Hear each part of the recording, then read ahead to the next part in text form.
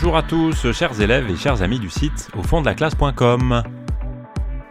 Dans cet épisode, nous allons nous demander si le plaisir du lecteur de Manon Lescaut ne tient pas au caractère libertin de l'intrigue et des personnages. Pour commencer ces quelques réflexions sur ce sujet, on peut se demander si le roman Manon Lescaut n'appartient pas, d'une certaine manière, au genre libertin. Libertin, c'est un mot qui est un peu complexe parce que il est souvent employé avec des sens un peu différents. Au départ, un libertin, c'est un affranchi, c'est-à-dire quelqu'un qui était esclave, qui n'était pas libre et qui est devenu libre, qui a gagné sa liberté. Et il a pris le sens, surtout au XVIIe siècle, de celui qui se sent libre de toute religion, qui ne respecte pas une religion et donc est une sorte de libre penseur et qui vit d'une manière totalement libérée de tous les carcans, toutes les normes, en particulier les normes religieuses. Et puis, le sens qui nous intéresse un petit peu plus ici, c'est le sens de libre sur le plan moral, ce qu'on appelle, à cette époque déjà, et peut-être parfois aujourd'hui aussi, un débauché. Un libertin, c'est quelqu'un qui ne respecte pas les normes sociales, qui les transgresse allègrement, en particulier dans sa vie intime, personnelle, c'est-à-dire dans sa vie amoureuse. Quelqu'un, un homme, une femme, qui ne se sent absolument pas lié par la nécessité du mariage pour avoir des histoires amoureuses, ou des histoires sexuelles, tout simplement. Et puis, au XVIIIe siècle, le genre libertin, c'est un type littéraire, qui est particulièrement illustré par Crébillon, par exemple, un auteur de romans, plutôt de la première partie du siècle, ou encore de Laclos, l'auteur des Liaisons dangereuses, plutôt dans la deuxième partie du XVIIIe siècle. Ce sont des romans qui parlent du plaisir sexuel, et qui entendent donner du plaisir en parlant du plaisir auprès de leurs lecteurs et de leurs lectrices.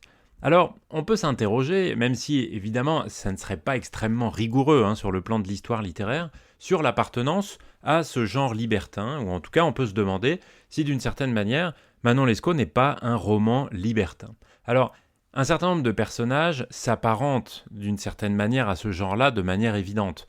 Manon est une courtisane qui ne peut s'empêcher de s'enrichir et en général en lien avec des histoires amoureuses, avec des amants. On pense évidemment aussi à son frère Lescaut qui apparaît comme un proxénète, c'est-à-dire comme quelqu'un qui gère des prostituées. Et le frère de Manon, c'est aussi un homme de main, un garde du corps qui est un joueur, un mercenaire et qui envisage même à un moment de prostituer sa sœur. Et qui, en tout cas, s'invite très largement dans le couple pour profiter à peu près de tout. C'est un jouisseur, c'est quelqu'un qui ne respecte absolument pas les normes sociales et qui transgresse très allègrement la morale dans toutes ses apparitions, qui ne sont pas si nombreuses que ça, dans le roman. Le roman Manon Lescaut, c'est aussi un roman qui met en scène des relations amoureuses hors mariage, à commencer par la relation centrale du roman, celle de Desgrieux avec Manon. Et évidemment, cette relation-là, elle est propice à des coups de théâtre, qui sont venus des institutions religieuses, par exemple, ou des familles. On pense au début du roman à l'enlèvement de Desgrieux par son père pour le protéger des passions, ou encore un peu plus tard au mariage forcé de Manon avec le fils du gouverneur en Louisiane à la toute fin du roman. Cette histoire-là, elle donne aussi lieu à des stratagèmes avec des histoires entre Manon et d'autres amants qui ont lieu de manière effective ou pas finalement, et on pense en particulier aux stratagèmes qui sont liés à Monsieur de GM, le père, et à Monsieur de GM, le fils. C'est un projet de Lescaut, en général le frère de Manon, qui consiste à tromper Monsieur de GM avec plusieurs scénarios possibles, mais en tout cas toujours avec une allusion extrêmement directe à la chambre, au lit, au drap. Et ce lieu de la sexualité, c'est le lieu du piège, puisqu'on essaye d'attirer celui qui va être la dupe du piège vers ce lit. Et ce lit, il est toujours mis en scène de manière extrêmement explicite, comme le lieu de la sexualité, le lieu des caresses. Et on pense en particulier à la nuit qui est prévue dans les draps de Monsieur de GM fils. Une nuit qui va être finalement passée par Manon et Desgrieux dans les draps prévus pour l'autre, ce qui est évidemment quelque chose de très excitant pour eux. Et même si tout ne se passe pas comme prévu, il est évident qu'on cherche à communiquer au lecteur, à la lectrice, cette excitation suprême de cette grande transgression de passer cette nuit pour Desgrieux et Manon dans ces draps-là. Et on peut s'arrêter quelque temps sur le couple Manon-Desgrieux, tout simplement parce que c'est le couple de ce roman, et parce que ce couple-là donne lieu à un grand nombre de mises en scène de la sexualité. Et pour cela, on peut introduire les choses en citant Montesquieu, le philosophe des Lumières, le célèbre auteur des Lettres persanes par exemple, qui dit du roman Manon Lescaut, et en particulier de ses deux personnages principaux, le héros est un fripon et l'héroïne est une catin, montrant ainsi que pour lui ce roman se définit, en tout cas ses personnages principaux se définissent par ce penchant au plaisir. Et on va voir un certain nombre de citations, un certain nombre d'extraits du roman où on voit qu'on a toujours des manifestations qui sont discrètes mais qui sont présentes de manière à peu près systématique de l'amour physique, de la sexualité entre nos deux personnages principaux. Et on peut s'arrêter sur quelques mots, les mots justement qui désignent la sexualité dans Manon Lescaut, et je pense à deux mots en particulier, plaisir et caresse. Le premier mot, plaisir, on le voit dès la rencontre entre Manon Lescaut et Desgrieux, tout au début du roman, et je vous citerai en particulier cette phrase-là. « C'était malgré elle qu'on l'envoyait au couvent pour arrêter sans doute son penchant au plaisir qui s'était déjà déclaré. » Dans cet extrait-là, dans cette phrase-là que je viens de vous lire, on est au discours indirect libre, c'est-à-dire qu'on peut reconstituer les paroles prononcées par Manon à l'occasion de cette première rencontre à la sortie du Coche à Amiens avec Tiberge qui doit être pas très loin. Et Manon dit donc à Desgrieux, pour justifier sa présence ici à Amiens, qu'elle est envoyée au couvent par ses parents, probablement pour arrêter son penchant au plaisir. Alors que veut dire Manon à ce moment-là ? Eh bien, c'est évidemment une manière de déclarer à Desgrieux qu'elle connaît le plaisir de l'amour, qu'elle connaît les plaisirs du sexe, et que c'est pour cette raison qu'elle est là. Mais c'est évidemment une manière d'attirer ce jeune homme qui n'y connaît absolument rien à ce moment-là, et c'est sur quoi précisément Desgrieux insiste au moment où il raconte cette histoire de cette rencontre au début du roman. En tout cas, on a tout de suite un lien entre ce personnage et, je cite le texte, son penchant au plaisir. Et c'est elle-même qui le dit dans une mise en scène de séduction, en fait, puisque elle cherche, ici, c'est bien évident, à attirer Desgrieux vers elle. Autrement dit, à le séduire. Et on a ici une contradiction qu'on retrouvera à un plan beaucoup plus large dans le roman, puisque Manon dit ici quelque chose d'interdit en disant « Oh, comme c'est mauvais, comme c'est mal, comme ça appartient au péché ». Et en disant cela, elle présente évidemment aussi à Desgrieux quelque chose d'attirant, et notamment d'attirant parce que c'est interdit.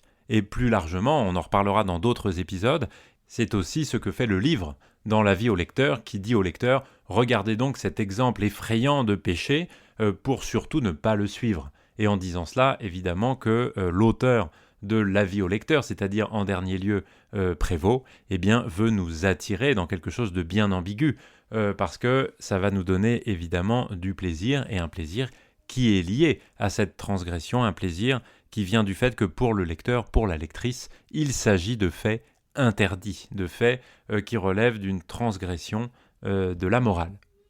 Alors si on va un petit peu plus loin, les tromperies de Manon, on peut dire aussi qu'elles ont des traces très concrètes, des traces qui sont extrêmement visibles, puisque Manon a souvent, quand elle a eu une histoire d'amour, une histoire sexuelle avec un amant dans le fil de l'intrigue, des bijoux, des colliers de perles, et la fortune du couple qu'elle mène avec Desgrieux s'agrandit.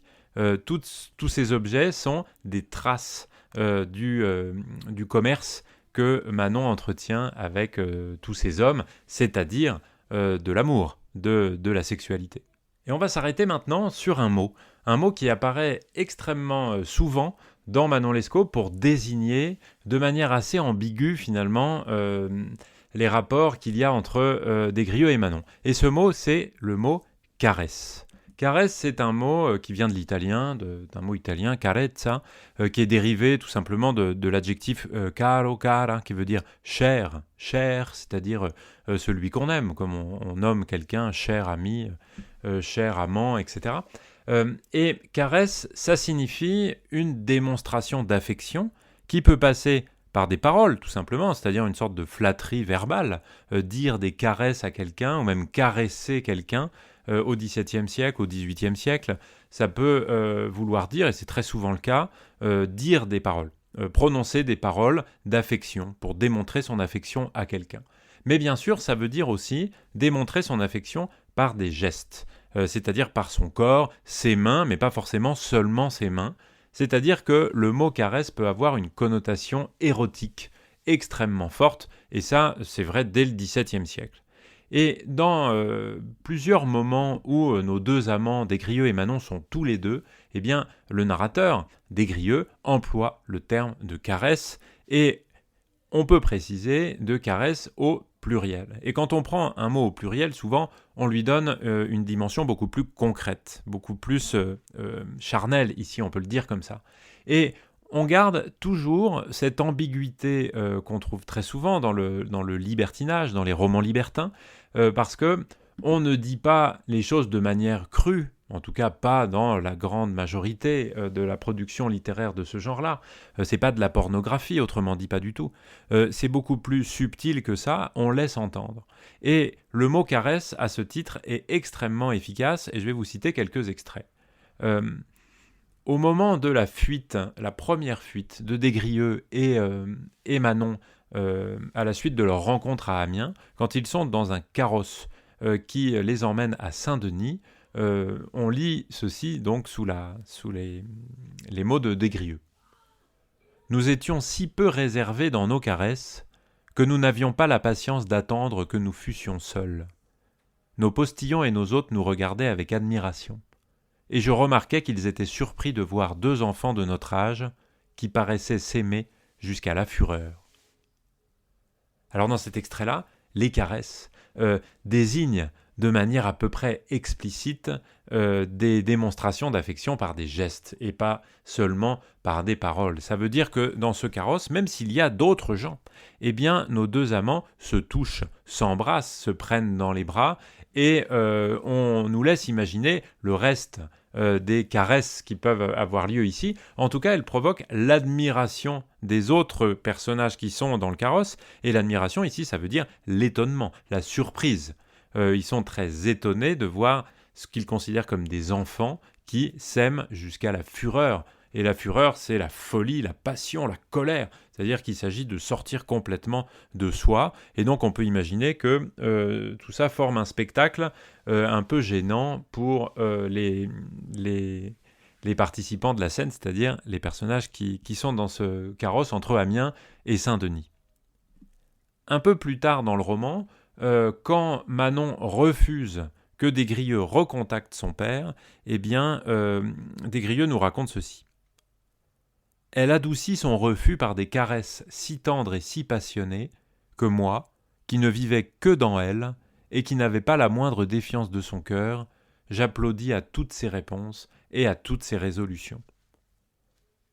On voit donc là que dans cet extrait-là, dans cette scène où Des-Grieux est un peu embêté parce qu'il voudrait recontacter son père, essayer de renouer un lien, d'arranger cette situation, de ne pas avoir fui et tout ça sans donner de nouvelles, eh bien Manon arrive à le convaincre de ne pas recontacter son père par des caresses si tendres et si passionnées.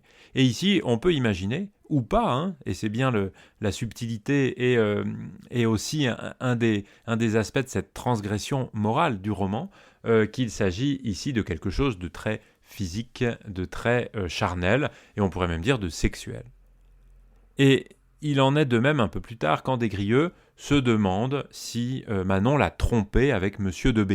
Et à ce moment-là, une fois de plus, Manon le calme en quelque sorte avec des caresses. Et on retrouve d'ailleurs le même adjectif et encore des termes intensifs. Je vous lis l'extrait. « Quelle raison aurait-elle eu de me tromper ? Il n'y avait que 3 heures qu'elle m'avait accablé de ses plus tendres caresses, et qu'elle avait reçu les miennes avec transport. On a encore une fois ici une allusion très claire, très explicite, à quelque chose d'érotique, de sexuel. Ici, c'est un échange de caresses. Elle m'avait accablé de ses plus tendres caresses et elle avait reçu les miennes avec transport. Transport, encore une fois, c'est un terme qui désigne une émotion, mais qui est très souvent lié à quelque chose d'érotique et au plaisir de la sexualité, au plaisir des corps. Un autre extrait, c'est quand Tiberge quitte Des-Grieux après lui avoir fait la morale. Et alors là, on a un vice, une situation qui est doublement immorale, puisque Des-Grieux ment à son ami Tiberge. Tiberge lui a fait la morale, Des-Grieux a fait semblant d'être d'accord avec lui, en gros, et juste après, c'est l'amour. Même si Des-Grieux, au départ, est un peu déçu de lui-même et un petit peu gêné de tromper son ami Tiberge qui lui prête très souvent de l'argent et que Des-Grieux ne respecte finalement pas beaucoup. Je vous lis l'extrait. Les caresses de Manon dissipèrent en un moment le chagrin que cette scène m'avait causé. Nous continuâmes de mener une vie toute composée de plaisir et d'amour. Et ici, on retrouve donc le mot caresse, les caresses de Manon, et on retrouve aussi le mot plaisir qu'on retrouvait au tout début dans la scène de rencontre à Amiens, et ici le mot plaisir apparaît au pluriel. Et ici, on voit bien que plaisir, au singulier, est quelque chose de général. Le plaisir, c'est un ensemble de sensations agréables, on va dire des sens du corps. Quand on le met au pluriel, il peut prendre une connotation beaucoup plus concrète, et ici, on pourrait dire très clairement érotique. Voilà en tout cas ce que je souhaitais partager avec vous sur la dimension libertine de Manon Lescaut. Vous pouvez retrouver un certain nombre de choses sur le site internet aufonddelaclasse.com. Je vous dis merci beaucoup de m'avoir écouté et à très bientôt. Ciao ciao.